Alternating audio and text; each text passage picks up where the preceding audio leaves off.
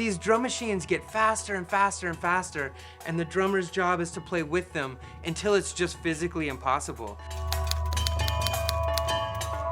But what's amazing is this process, this journey of starting in unison and then gradually coming apart and forming these all kinds of contrapuntal relations, some of which are rational and some of which are very irrational.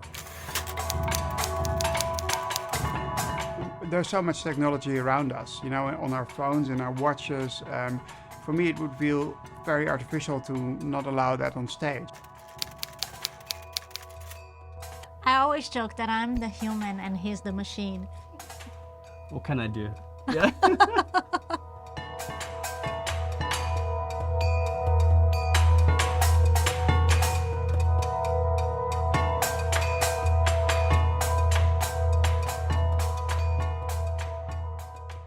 I feel like Dan Truman's Neither Anvil Nor Pulley encapsulates so many of the ways we think about the kind of organic approach and the technology approach. And this piece is in 5 movements, and the first, third, and fifth are these folk songs. And Dan's a Hardanger fiddle player, and they're very organic and very fluid. We have choices over what sounds we're playing.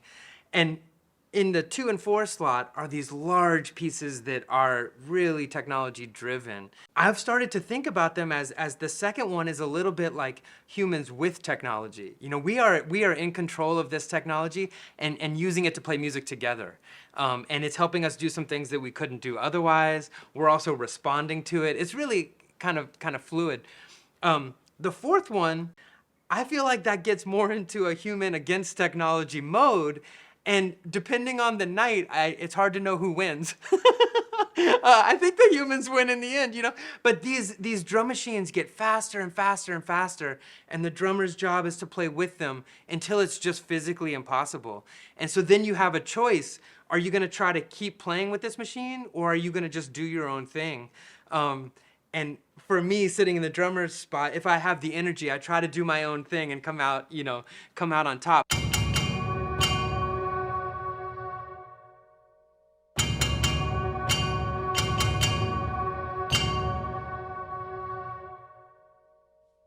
What I was thinking about in terms of maybe one of the times where we did a little bit more exploration of what the boundary was in Natalie Joachim's piece, because the samples are playing on the sampler pad are her voice. So hypothetically, she could sing all of those things. Or hypothetically, you could program them all and just have the computer play it back perfectly. Or someone could play it at a MIDI keyboard.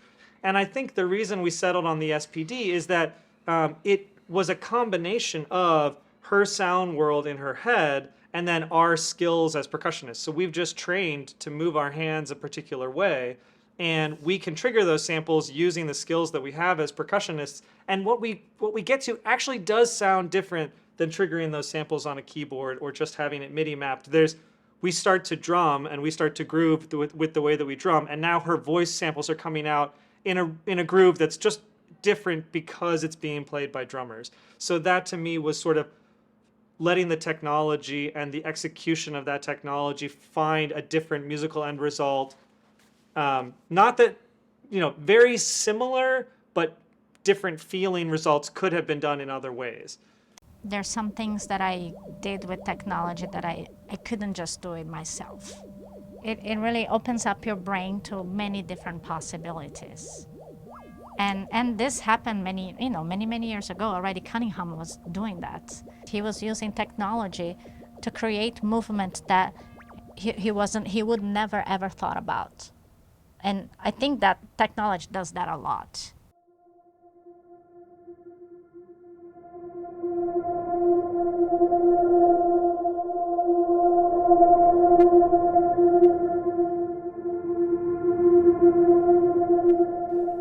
Like we joke about before we start, she's the human, I'm the machine, and when we work together, and I'm often come up with technologies, so the things that we want to explore. As an engineer, as a scientist, I often get carried away with those gadgets. But it's have to wait till it get to her hands, and then I start to say, oh, that's kind of nuts.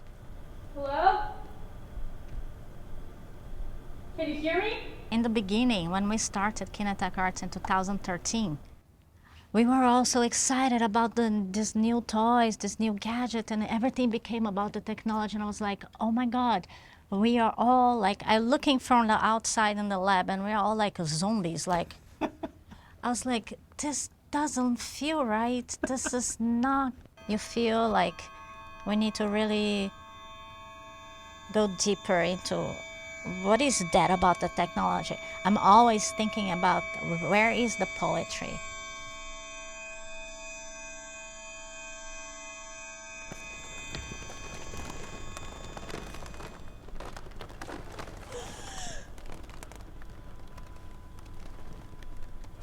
Just like an ordinary person.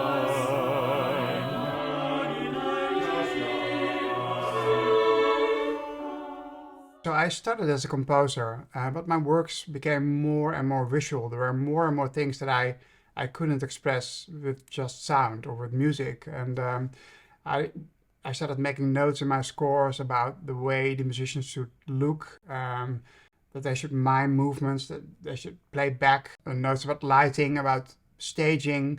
So my scores became more and more visual in a way. And I thought, okay, I'm going to take a year off in 2002 and study film in New York at the Film Academy, so I can sort of add that visual layer to my work, and in order to say things that I can't say with my music.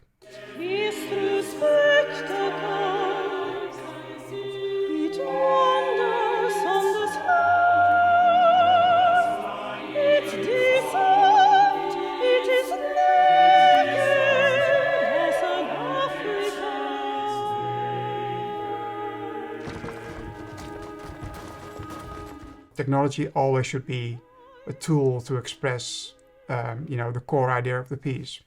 Then I start thinking about what kind of vocabulary do I need to bring this piece across to the audience, and do I need, multimedia, or can I just use a string quartet and a voice, So it really depends on the idea, and not the other way around. That's a very important point for me. So I think what's really interesting in Blank Out is that there's a scale model of a house on stage.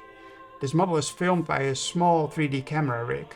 And the woman sort of moves objects around, changes walls, and kind of deconstructs the house while she's deconstructing the memory of that particular day in the 1970s that the opera centers around.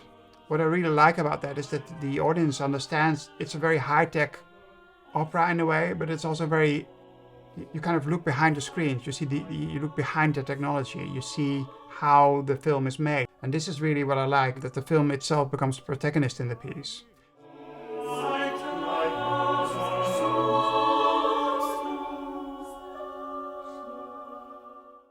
In 1965, I was, and a lot of people were working with tape loops, physical loops that went around, plastic loops of tape that went around and around and around, repeated. Instead of using electronic sources for music, I was interested in human speech. Because it's human, and because it's melodic occasionally, it's going to rain. And if you loop it, if you repeat it, that becomes clearer. And the meaning doesn't really disappear, actually it gets intensified. I had been told by a friend there's an incredible black Pentecostal preacher preaching in Sundays at Union Square in San Francisco. Why don't you come down and record him? Okay. And indeed, he was incredible, and he was preaching about Noah and the flood. Now this is 1965, not too long after the Cuban Missile Crisis, when I and millions of other Americans were afraid that they might just all go up in radioactive smoke.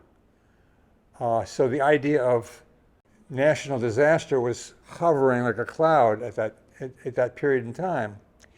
So to hear about Noah, you couldn't avoid making associations between the story of Noah and the end of the world at that point. I brought the tapes home and I listened to them, and I started actually going to the piano and trying to write down, as if I was taking notation in a music school, of the melodies of the preacher's voice, Brother Walter's voice. I thought, oh, I know what I'm going to do. I'm going to create a loop situation where you're going to have two loops, and it's going to go, it's going to rain, rain, rain, rain. So I had two inexpensive Volensek tape recorders on my studio in San Francisco. And I made 2 of these loops as exact as I could make them. And I put them on the 2 machines, and I just happened to press the start button simultaneously, and I had headphones on. And miraculously, and you could say by chance, or you could say by divine gift, I would say the latter, but you know, I'm not going to argue about that. The sound was exactly in the center of my head. They were exactly lined up. Now, mathematically, the odds are against that, staggeringly so. And I just paused. And all of a sudden, the sound began, it was going, and then it started to move to the left, and then down my left arm, and then down my left leg, and then across the floor. And pretty soon there's a reverberation, and then there's a kind of various cannons, and finally it's going. And I'm thinking, well, that's nice, but what's amazing is this process, this journey of starting in unison and then gradually coming apart and forming these all kinds of counterpuntal relations, some of which are rational and some of which are very irrational. So I proceeded to finish the piece, and the crucial question was, okay, it's a process, how long does it take? Too long, it's a bore. Too short, you don't hear it. You've got to get it just right. So there's always some aesthetic judgment that enters into even something that's a strict process. It's Gonna Rain created a new technique for making music, which I call phasing. You could call it constantly variable canons, too. And I did another piece called Come Out, and then I thought, I'm not going to spend the rest of my life like a mad scientist trapped in a laboratory making phase pieces. And people can't do this, but it's so great. But people can't do this, but it's so great. And I went back and forth like that for months. And finally I said, I'm going to be the second machine. And I know what I'm going to do. I'm going to get it in unison with the tape recorder, and then I'm going to try to move ever so slowly, and that's the virtuosity, is to do it slowly, 1/16th note ahead, hold, 2nd 16th note ahead, until I finally get back into unison. And I tried it, and I found, wow, I'm not like the second tape recorder, but I can do it, and doing it is a whole new way of performing. And the question was, can there be another player instead of another tape loop? And I was fortunate able to work with Arthur Murphy, who's no longer with us, who was a friend of mine from Juilliard, where I studied. And we found 2 pianos, and look, Ma, no tape. This can be done by musicians. And that piano phase in 1967 is the first piece, it's the first piece, in my experience, that is completely modeled on a machine technique, where 2 tape recorders or any other motors that are not locked together simply drift apart, and you're trying to create that situation with 2 people, which is not, has no musical history of trying to do that before.